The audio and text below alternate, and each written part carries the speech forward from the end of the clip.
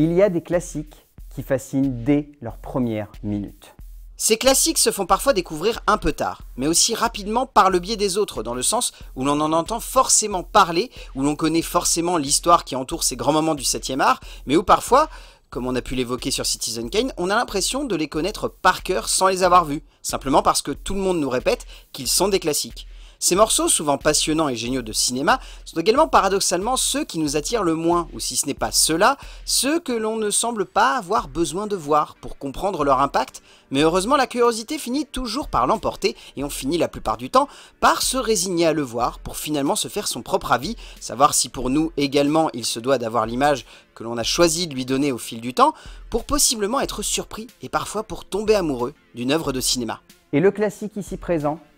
j'en suis tombé directement amoureux. Ce classique, vous l'avez forcément déjà vu dans tous les classements des grands classiques du cinéma, parce qu'il est reconnu unanimement comme étant l'un des plus grands moments de son histoire. Car non content d'avoir réuni une brochette d'acteurs absolument monumentaux du début à la fin de son histoire, il a aussi révélé au 7e art l'un de ses plus grands artistes et architectes créatifs jusqu'à sa mort dans la fin des années 2000. Sidney Lumet est un génie. Et ce film, qui est son premier long métrage de cinéma, après un passage remarqué par la série télévisée, ne sera que le début de sa carrière florissante par la suite, mais démontrera déjà un talent unique pour filmer l'être humain, pour le mettre en relief par rapport à la société, démontrera également d'emblée un engagement politique de la part de ce réalisateur phare du cinéma américain, mais surtout démontrera qu'il connaissait déjà bien le 7e art et qu'il savait exactement comment parfaitement le diriger pour lui donner la forme et la carrure nécessaires pour impacter le spectateur face à son travail. Laissons donc ces jurés délibérer et prenons le temps de regarder ces 12 hommes en colère rendre leur verdict.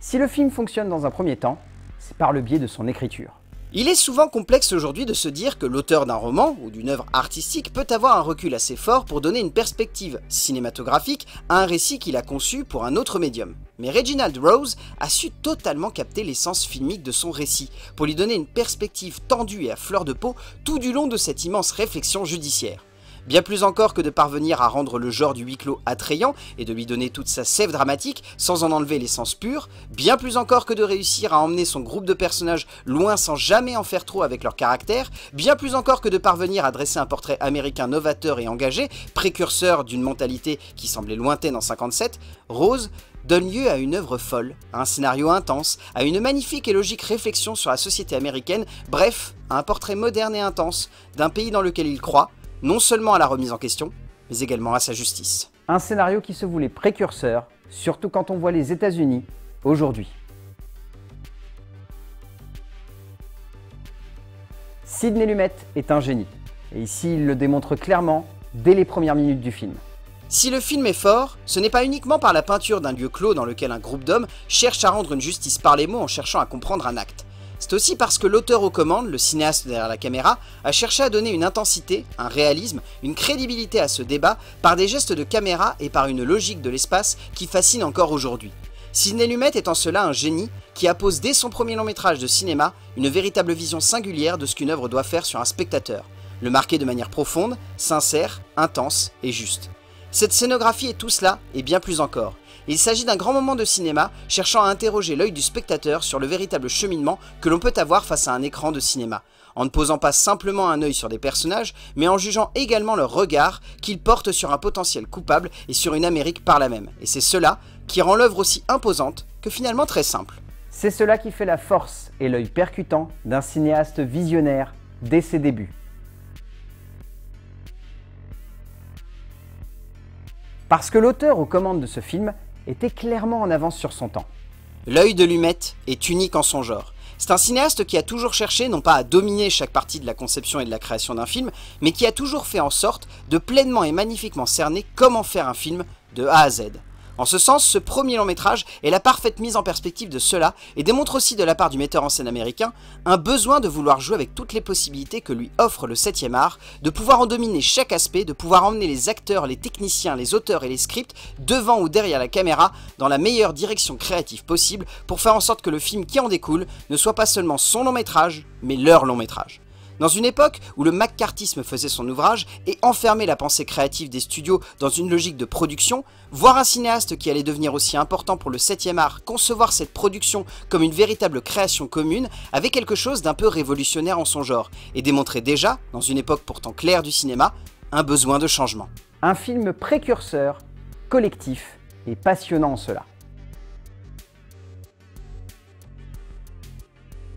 Si l'on connaît bien sûr ce film, on en connaît surtout les acteurs qui portent l'affiche. Une batterie d'acteurs absolument géniaux, un ensemble, un casting, un groupe de personnages dont même si l'un d'entre eux ressort comme étant l'atout majeur, ce n'est pas lui le principal élément qui s'impose comme le plus important. Que ce soit Martin Balsam, John Fiedler, Lee Cobb, E.G. Marshall, Jack Klugman, Ed Beans, Jack Warner, Joseph Sweeney, Ed Begley, George Voskovec ou Robert Weber, chacun de ces acteurs est un véritable atout pour la puissance dramatique et évocatrice de ce récit, par leur personnalité flamboyante et le degré d'implication qu'ils ont mis dans leurs personnages. Et bien sûr, il y a Henry Fonda, véritable point d'orgue de ce groupe qui se place rapidement comme un élément majeur de la cohérence dramatique et immersive de ce récit, dont il est le véritable point d'insertion pour le spectateur, dominant le reste du casting sans jamais voler la vedette à qui que ce soit. Si un acteur porte le film, c'est avant tout un groupe qui le domine et qui en fait la puissance dramatique, 12 acteurs qui ont su donner encore plus de sens à ce titre évocateur. 12 personnalités qui ont marqué le 7e art